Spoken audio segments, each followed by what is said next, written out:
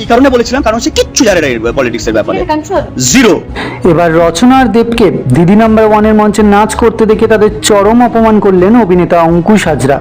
অঙ্কুশ বলেন, এরা জনগণের সেবা করার নাম করে সাংসদের অনেক বড় দায়িত্ব নিয়ে এভাবে নাচ করে বেড়ায়।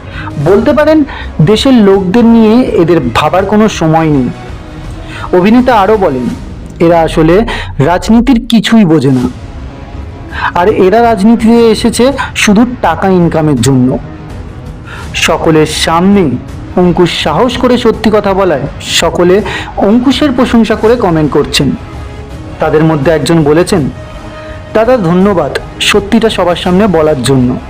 আর একজন বলেছেন, কজন পারে মুখের ওপর এরকম জবাব দিতে। আবার কারোর বক্তব্য, অঙ্কুশ একদম ঠিক বলেছে।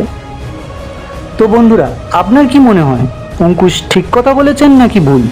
আপনার মতামতটি অবশ্যই কমেন্ট করে জানাবেন। ভিডিওটি ভালো লাগলে লাইক ও শেয়ার করবেন এবং নতুন নতুন ভিডিও পেতে অবশ্যই চ্যানেলটি সাবস্ক্রাইব করবেন। ভিডিওটি শেষ পর্যন্ত দেখার জন্য অনেক ধন্যবাদ।